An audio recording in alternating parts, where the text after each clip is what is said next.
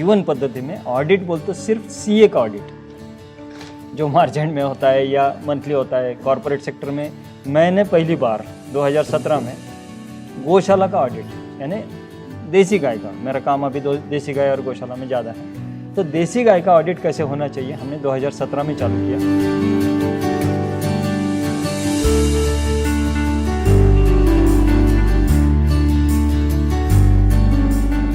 आपकी गाय बार बार पलट रही है, एबॉर्शन है, मांस पे नहीं आ रही है, आप फाइनेंशियली लॉस में हैं, तो नया डेयरी फार्म डालने के बाद जो पहला हनीमून पीरियड रहता है 6-8 महीने का, वो होने के बाद इधर गाय भी प्रेग्नेंट नहीं है और इधर दूध भी नहीं मिल रहा है, ऐसा प्रोजेक्ट 60% बंद पड़ जाता है।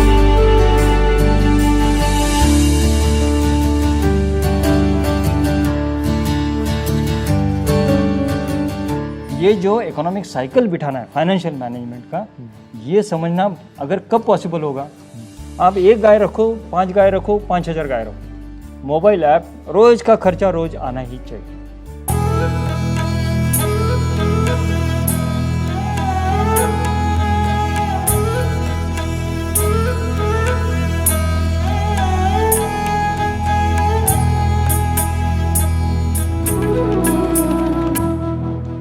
जय गौ माता, जय गोपाल। आज पुणे शहर में हूँ और मेरे साथ जो शख्सियत है उनका नाम है डॉक्टर प्रशांत योगी।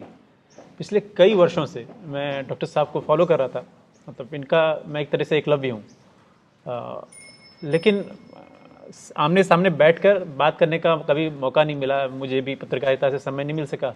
और अब जब गौराष्ट्र यात्रा में निकला हूँ तो डॉक्टर साहब से बात करने का सौभाग्य मिला है। और डॉक्टर साहब की खूबी यह है कि ये गौशाला मैनेजमेंट के एक बहुत बड़े एक्सपर्ट हैं और देश में बहुत सारे लोग इनके यूट्यूब वीडियो में जो सुनते हैं उनको अमल में लाते हैं और बहुत सक्सेसफुली अपनी चीज़ों को चलाते हैं, अपनी डेयरी को, अपनी गौशाला को। और खुद डॉक्टर साहब की एक्सपर्टाइज है कि बड़ी बड़ी डेयरी फर्म्स को, गौशालाओं को कंसल्टेंसी देते हैं। तो आज का जो हमारा विषय है वो जो बड़े डेयरी फार्म हैं उनका ऑडिट पहला मुद्दा रहेगा। दूसरा, क्या गायों का डीएनए ज़रूरी है। और तीसरा मुद्दा रहेगा कि कोई भी नया अगर इस विषय पर काम शुरू करना चाहे वो डेयरी की तरफ बढ़े, गौशाला की तरफ बढ़े या वो ब्रीडिंग की तरफ बढ़े। तो डॉक्टर साहब पहले नमस्ते, आपका बहुत बहुत स्वागत है। पहला विषय जो हमने बात की कि क्या गौशाला का ऑडिट या किसी बड़े डेयरी फार्म का ऑडिट क्या ज़रूरी है या उससे कैसे हम सस्टेनेबल बना सकते हैं। राइट। हर एक इंडस्ट्री में, मैं इंडस्ट्री शब्द यूज़ किया हूँ, हर एक इंडस्ट्री में ऑडिट होता है और हमारे जीवन पद्धति में ऑडिट बोलते तो सिर्फ सीए का ऑडिट जो मार्चेंट में होता है या मंथली होता है। कॉरपोरेट सेक्टर में हर मंथली भी होता है, हर 3 महीने को भी क्वार्टरली ऑडिट होता है। मैंने पहली बार 2017 में गौशाला का ऑडिट यानी देसी गाय का, मेरा काम अभी देसी गाय और गौशाला में ज़्यादा है, तो देसी गाय का ऑडिट कैसे होना चाहिए हमने 2017 में चालू किया। उसमें हमने कुछ डिफाइंड पॉइंट्स किए। हमारी ऑडिटिंग सिस्टम में आपका जो सीए है वो आपका जो फाइनेंशियल है वो पार्ट देख लेगा। मैं ये देखता हूँ कि आपके फार्म में ऐसे कौन से बायोलॉजिकल पॉइंट्स हैं जिसकी वजह से आपके प्रोजेक्ट का फाइनेंशियल हेल्थ एक तो सुधरेगा या बिगड़ रहा है। जो बिगड़ रहा है उसको दुरुस्त कैसे करें। अब एग्जाम्पल बोलता हूँ, आपके गाय के ऊपर आपका रोज 1-250 रुपये खर्चा है। बिल्कुल राइट। गाय ब्याने के बाद 2 महीने के अंदर प्रेग्नेंट होना चाहिए, होती है, होना चाहिए। अगर ये गाय 21 दिन के बाद यानी पलट गई तो आपका 5000 रुपये वेस्ट हो गया। करेक्ट है। 10 लीटर दूध अगर रोज का है तो 1000 रुपये रोज का नुकसान, वो 20 दिन का नुकसान 20,000 रुपये और ये 5,000 रुपये, 25,000 रुपये आपका नुकसान है। तो ये जो बायोलॉजिकल ऑडिट है ये आपके फार्म का प्रेगनेंसी रेशो क्या है। 1 साल में 1 बच्चा मिलना चाहिए तो ही दूध का बिजनेस अच्छा होगा। अदरवाइज आपकी गाय बार बार पलट रही है, एबॉर्शन है, मांस पे नहीं आ रही है, आप फाइनेंशियली लॉस में हैं, तो नया डेयरी फार्म डालने के बाद जो पहला हनीमून पीरियड रहता है 6-8 महीने का, वो होने के बाद इधर गाय भी प्रेग्नेंट नहीं है और इधर दूध भी नहीं मिल रहा है, ऐसा प्रोजेक्ट 60% बंद पड़ जाते हैं। ये हनीमून पीरियड क्यों कहा आपने? वो जो एक गूगल रहता है ना, गूगल में वो गूगल देख के गाय का फार्म डालना, फिर किसी यूट्यूब देख के डालना, फिर फेसबुक देख के डालना, इसकी वजह से वो गूगल की वजह से लोग बहुत ज़्यादा ही इन्वेस्टर आ गए इसमें। जो कि ज़मीन से जुड़े नहीं हैं। हनीमून मैंने इसलिए बोला कि आपने शादी हुई है? जी, हाँ, एक इसलिए मैंने हनीमून बोला।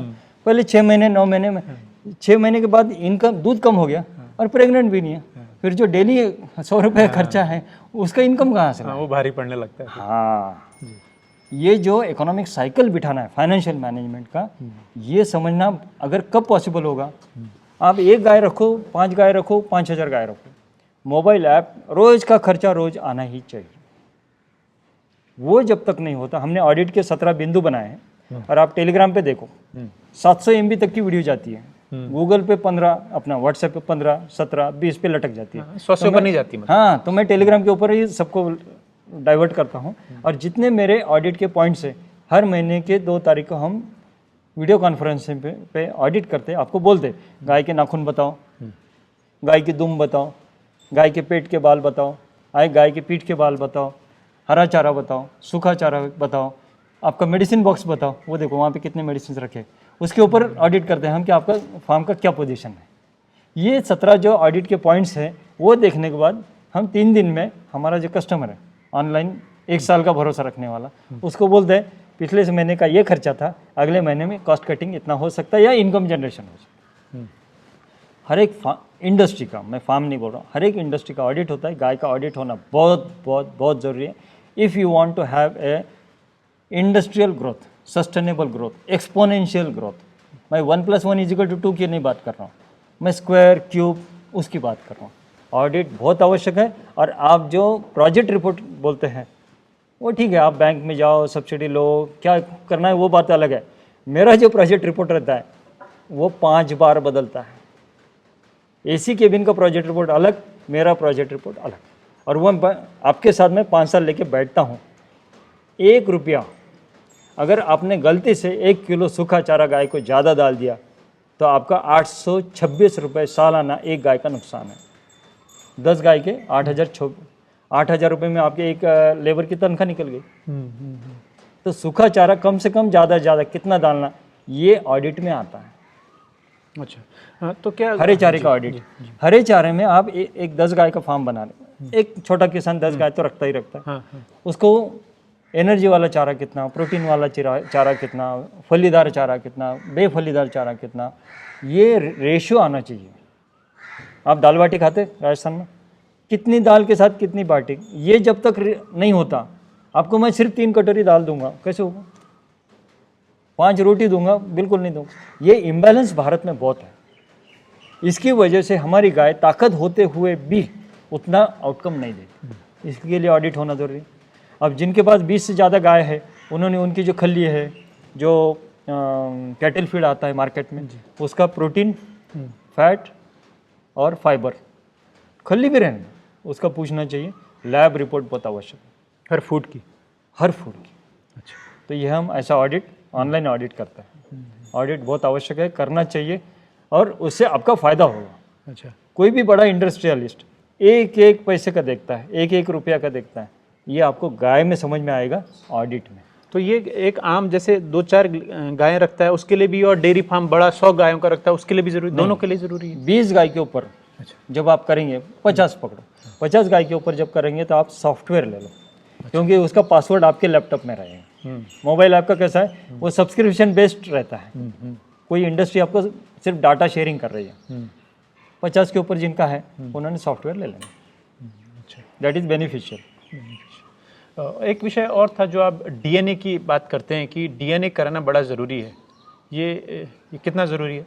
आप 10 साल से, आप यानी पर्सनली नहीं, हाँ, कोई भी किसान रहने दो, पशुपालक रहने दो, वो क्या बोलता है कि मेरे परदादा के पास 100 गाय थी, पीढ़ियों से चला रहा है। तो मैं उनका पूछता हूँ, मैं जब 94 में वेटरनरी सीख रहा था, गायनोकोलॉजी, तब उस टाइम एक सांड, ठीक है, वो HF का था, HF सांड की प्राइस 10 लाख रुपए उस टाइम पे थी। 94 में जब मैं सीख रहा था, आज से 28 साल पहले।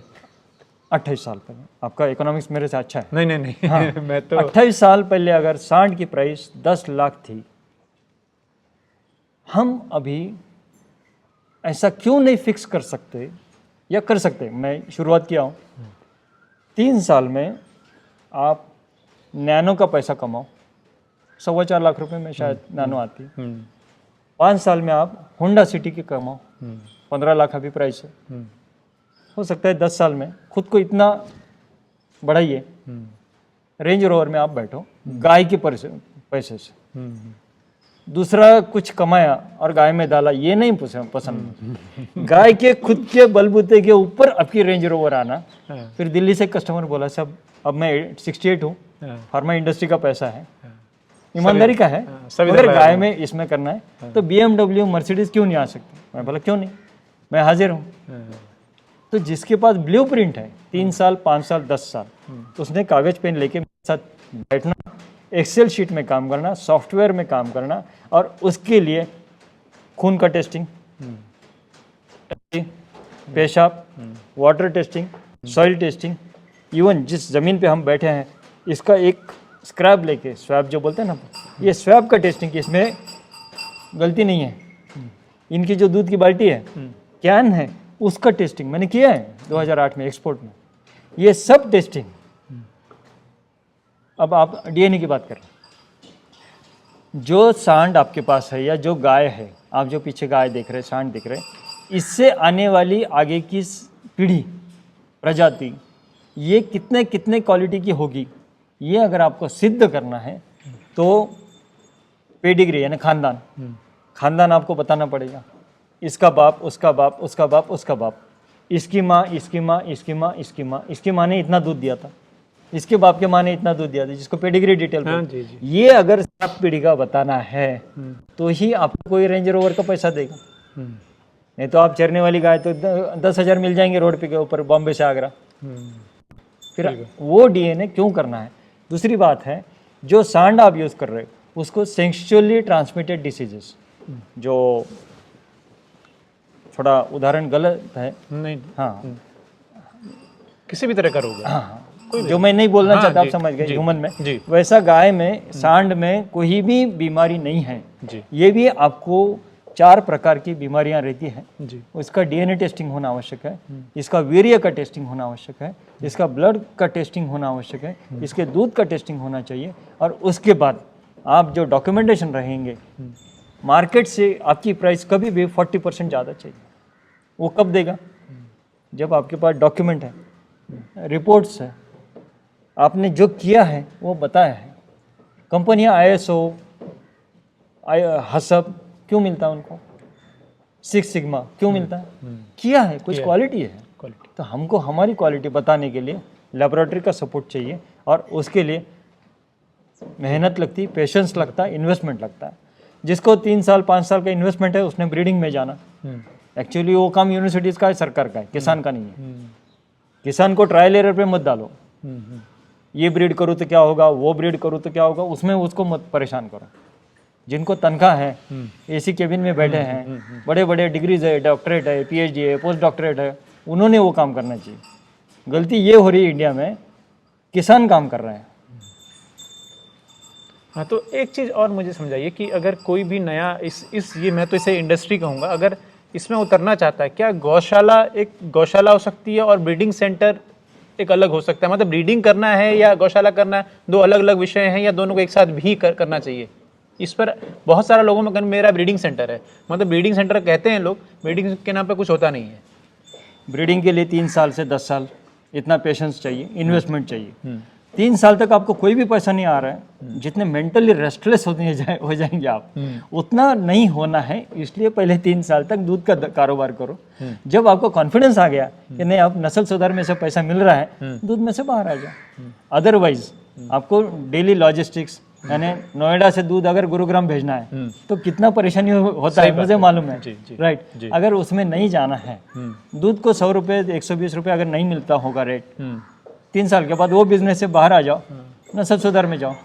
5 साल 10 साल के बाद नस्ल सुधार से बाहर आ जाओ, इको टूरिज्म में जाओ। बहुत लोग 500 रुपये की कॉफी पीते हैं, आप 300 रुपये का इको टूरिज्म का क्यों नहीं पैसा ले सकते? बिल्कुल ले सकते हैं, बहुत ज़रूरी बात है।